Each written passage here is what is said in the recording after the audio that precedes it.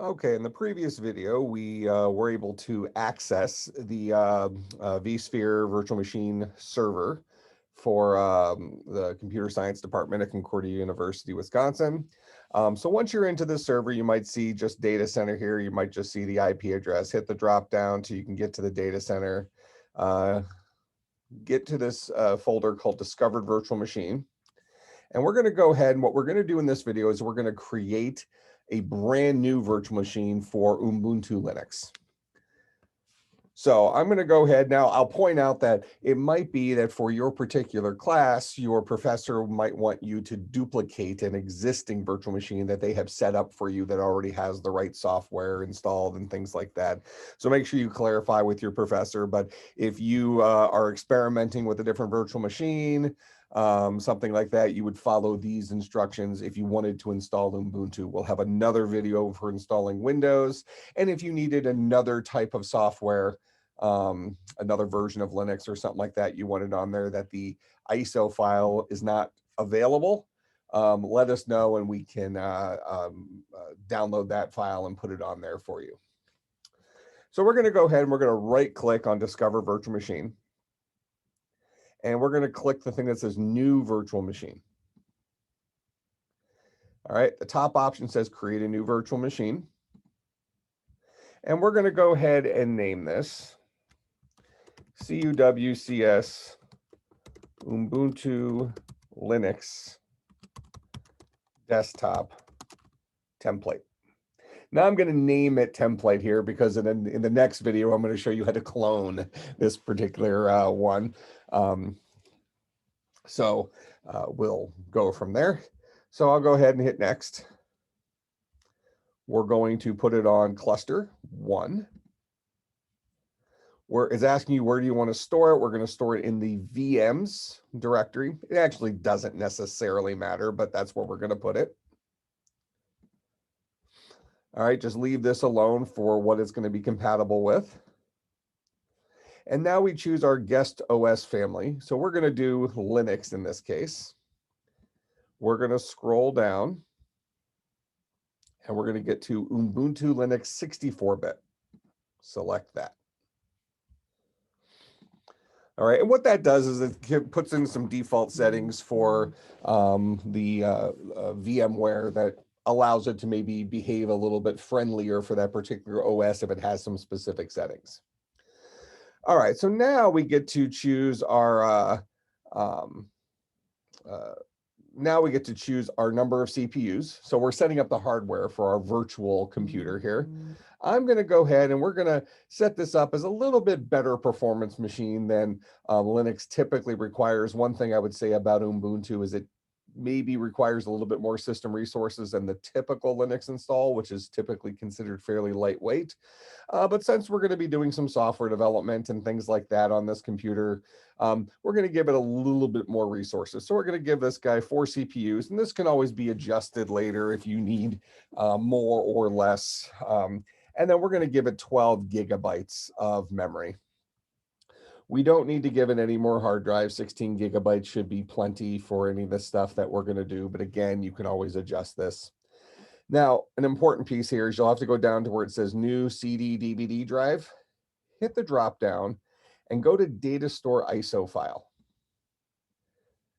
And this is where we're going to go and browse and find our installation medium for Ubuntu. So I'm going to click on ISO. And I'm going to scroll down here. Well, I don't have to scroll down. I'm going to go to Ubuntu Desktop AMD 64 ISO. So that's our installation disk for Ubuntu. So I'll hit OK. And then make sure you hit this little checkbox that says connect. Under video card, we'll just choose auto detect settings. I don't think it actually would have mattered if you just left it alone. Okay, so that's going to be just kind of a generic setup. So we'll go ahead and hit next.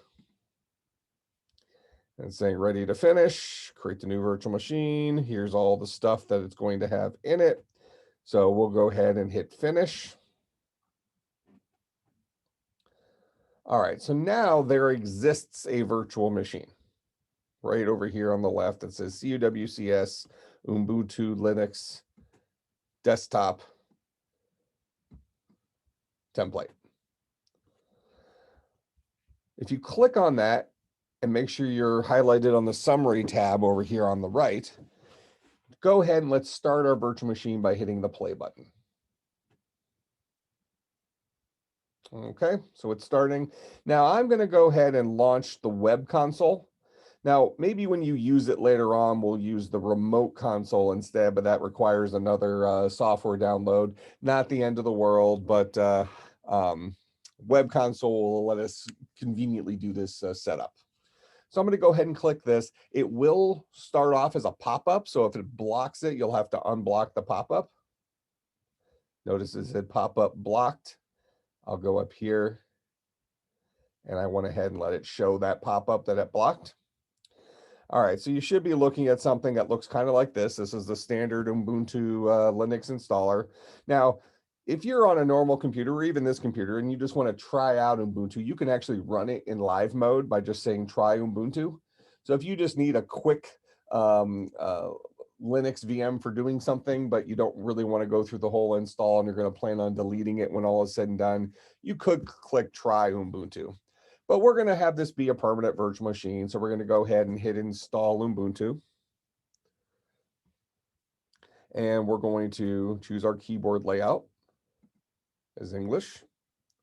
And so it's going to ask, what apps do you want to install with this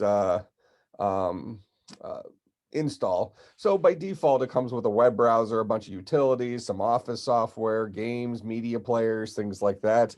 You can also go with a minimum install, which just has the browser and the basic utilities. Now, I envision that most students who are going to be using this virtual machine are going to be using it mostly for software development. So things that we are going to use, we're going to actually install on it. So to keep it relatively a smaller footprint, maybe get a little bit better performance, I'm going to choose the minimum install. And then I'll go ahead and say download updates while installing Ubuntu. And I'm also going to click install third-party software for graphics and Wi-Fi hardware and additional media formats. I'm not sure if this is actually required, but since we are installing this on a virtual machine and there might be some strange hardware drivers or something like that, this is probably going to get us our best chance of having everything be compatible right from the get-go.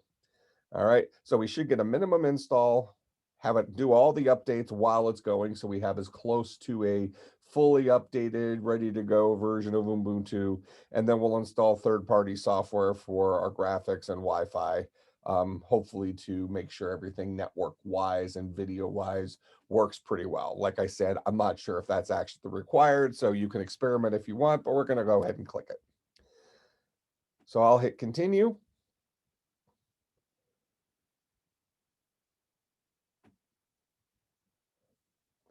All right, and then the choice here, you can choose any of these things you want if you want to mess with it, but we're just going to erase the disk and install Ubuntu. So that's going to erase the 16 gigabyte disk that we allotted for this guy. So we'll just click install now. Okay, if we click continue, the changes below are going to happen. So we're going to go ahead and hit continue. It's asking where we're located for time zone. It already detected Chicago. We're in that time zone, so we'll hit continue. All right, so for name, I'm actually going to set this up for a generic Concordia student. So we're going to say CUWCS student.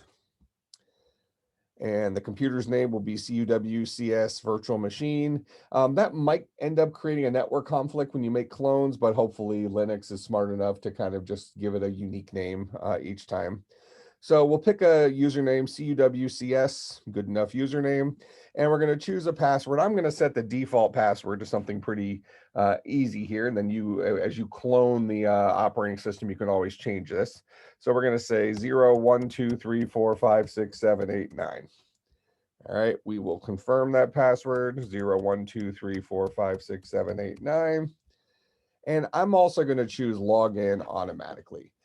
Typically, the idea for these desktop systems is for the students to be able to start using it, get their homework done, things like that very quickly. We're not really using it as a server environment where you might have multiple users using the same virtual machine. So if you're installing it and it wouldn't make sense for you to log in automatically, just leave it as require my password to log in, but this will make life a little more convenient. So we'll go ahead and hit continue. All right, so it's now doing its install, copying the files, and this doesn't take too long. So we'll just stick with it on the video so you have a complete experience.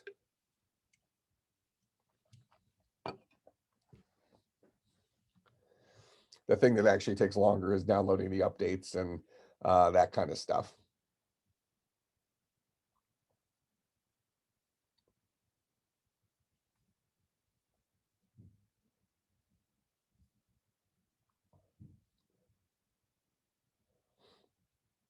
And what I'll actually do here, just to keep the video a little shorter, is I will go ahead and I'll pause the video right now, and then I'll unpause it at the next point that I'm going to need to make any sort of interaction.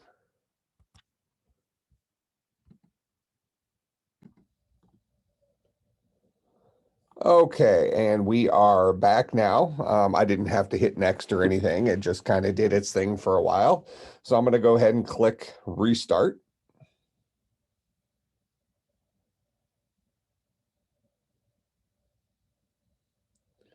Okay, it's asking me to remove the installation media.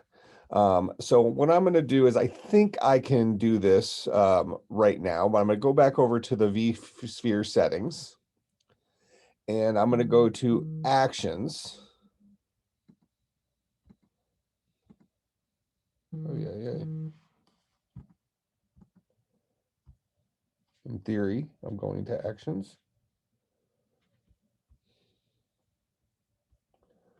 Maybe I could just go under configure. Wonder why it's not letting me hit the drop down for actions.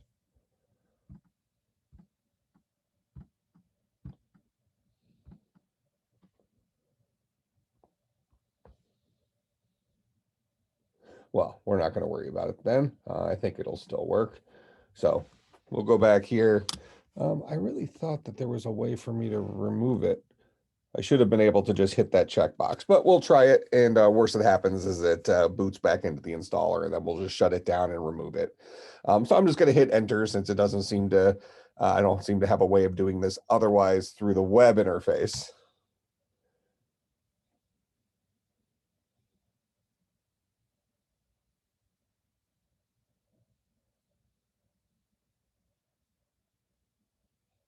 And let's see if we're booting into Ubuntu or if we're booting into the installer.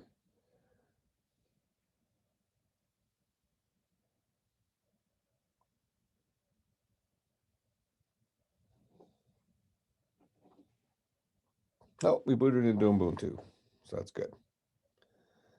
Okay, so now you have an installed version of Ubuntu, fresh, clean install using minimum settings, and you can do whatever you want with this if you're installing your own. So I'm actually going to stop this video, and we're going to do another one that goes and does like the software update and then installs some basic software like VNC server if you want to be able to access your virtual machine from off campus. As well as Visual Studio Code, which should give you some examples of installing some third-party software. And I won't obviously go through and install every single piece of software under the sun, but that'll give you a pretty good idea how to install stuff in Linux. So I will see you in the next video.